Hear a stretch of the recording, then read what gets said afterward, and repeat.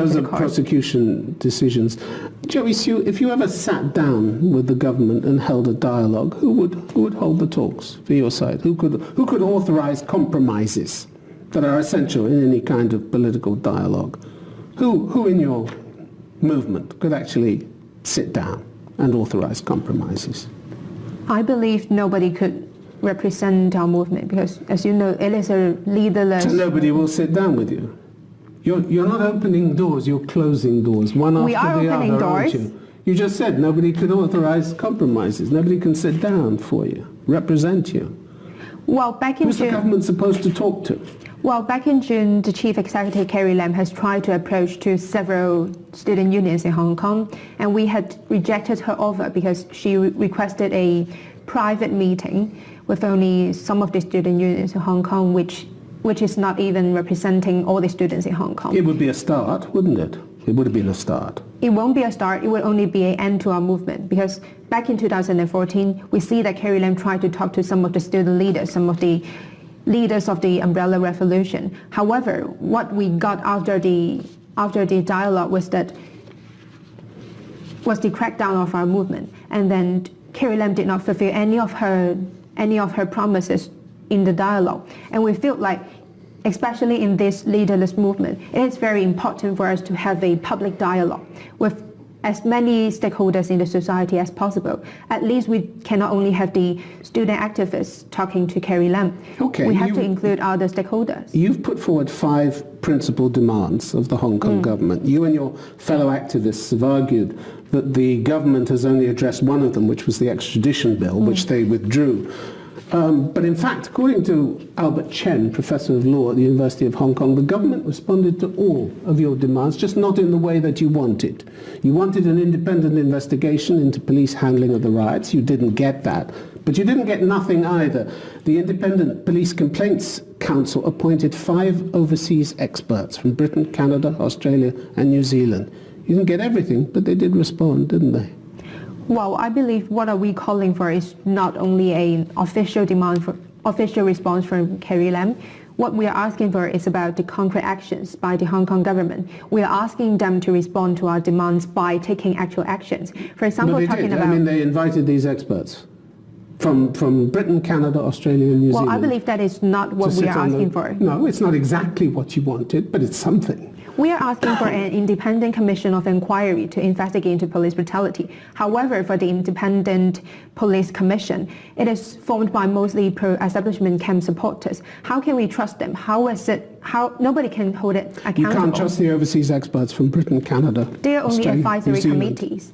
They are not the one who make decisions to handle the complaints. You also want all charges dropped against protesters who've been arrested, and they've turned that down. But how could they do anything else? If you're found to have broken the law, you should be punished the same way as the police are, shouldn't you? So why are you above the law? So why aren't they punishing the police? They have in the past. Police have been hauled into court and punished. We cannot even identify the police because they are not showing their warrants, because they are not showing the numbers. When we cannot hold the police accountable, when nobody can actually punish the police, how come the Hong Kong government it could be charging our protesters with rioting, even though they're only participating in some peaceful marches? That is not reasonable. So but you don't consider yourselves equal before the law with everybody else, do you? We are equal before the law. So why should you get an amnesty? Why?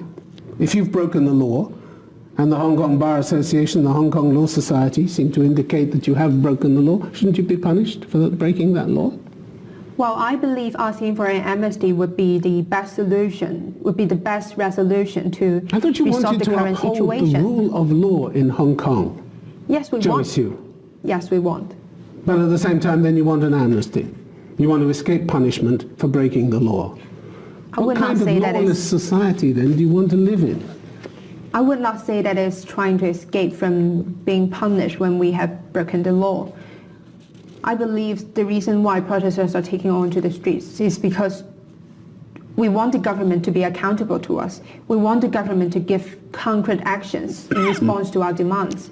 And I believe that's why we are participating in peaceful marches, lawful marches, ever since June. However, the government, the police had been accusing us, has been arresting us for rioting.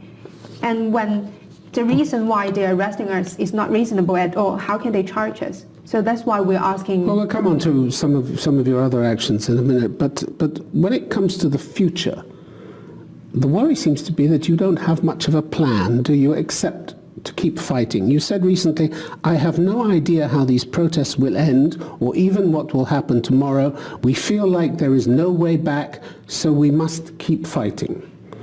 As if you're a passenger in this movement, but you're not a passenger in this movement. You're one of the spokespeople for this movement, aren't you?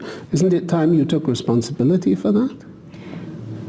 Well, I think definitely I should be taking some of the responsibilities of finding the way out for Hong Kong, for the whole movement. But the fact is, when the situation in Hong Kong is like changing in a very lightning speed every day, we do not see our future. We do not even know what will be happening the next day. Because back in June, back in July, we do not expect the government to be exercising its emergency power. But you don't have a plan of where to go, do you? Apart from saying we want all our demands met in full, that's the only plan you have, haven't you? That's it. We do have a plan. We do have a plan. We are very clear that we have to rethink about we have to rethink about the future of Hong Kong. We have to think about the 2047 deadline. And I believe that is a consensus among Hong Kongers. Other than the 5 demands, we are trying to have discussions among different stakeholders in Hong Kong about our future after 2047. But at stake is not just your fate and your fellow protesters, but millions of other people who live in Hong Kong who are going to have to live with the fallout from your movement and from your movement's actions for many years. I mean, you may be happy to bring China's wrath down on your head, but to collapse the roof on everybody else's head in Hong Kong, is that really a responsibility you want or you're prepared to take? Well, first of all, I think the majority of Hong Kongers are still in support of the movement. And I believe most of us are quite clear that, and are getting prepared that once we're failing the movement or once, like, the Chinese Communist government would be using violent tactics to end the protests, we are very clear that what the aftermath would be. And I believe the majority of Hong Kongers would like to take the risk in exchange of a better future of Hong Kong. But don't you have a responsibility to try and find a way back which preserves and strengthens what you already have instead of risking a crackdown in which you could lose everything? I believe we do all. I mean, for the activists and pro-democracy politicians, we do have the responsibility. But after all, I think the greatest responsibility is the Hong Kong government itself. It is the British government calls for a meaningful dialogue between all parties with a credible political track to protect the rights and freedoms set out in Hong Kong's basic law. Are you capable of opening that meaningful dialogue? From what you've told me so far, you're not, are you? Well, I believe the first criteria of having a sincere and meaningful dialogue would be the Hong Kong government itself trying to be sincere. Well, last time when they were inviting student unions to the dialogue, they're trying to have it privately. They're not willing to make it public and to invite other stakeholders. And even when they're trying to invite... It could have been a start. I come back to that point. It could have been a start. How could it be a start when they're not being sincere? We do not believe there would be any kinds of meaningful consensus made in the dialogue. When they're trying to arrest our fellow protesters, when they're trying to put us in jail, how can we believe that there would be a meaningful or sincere dialogue? At least they have to stop the prosecutions first. I mean, not forever, but they at least have to show some sincerity. Some sincerity. People are worried that you're becoming increasingly rigid and inflexible. Joseph Cheng, who led a coalition of pro-democracy groups in 2014, says, no one ever dares to say, think about it or accept it. Anyone who does so will be severely attacked. We come to a consensus, we stick to that position, and we cannot shift. Is that the way you're going to be able to start negotiations? This rigid inflexibility? You're in danger of becoming just as inflexible as Beijing, aren't you? I believe the discussion about the future of Hong Kong or how the movement would go is like mushrooming, especially in the recent days when we see that there has been escalation of violence while we're not achieving anything, we're not forcing the government to respond. I believe there had been more and more discussions, and I believe that peaceful means would be the only way out for us to resolve the current situation in Hong Kong. Peaceful means, but a group of your protesters have been beating up people who just think differently.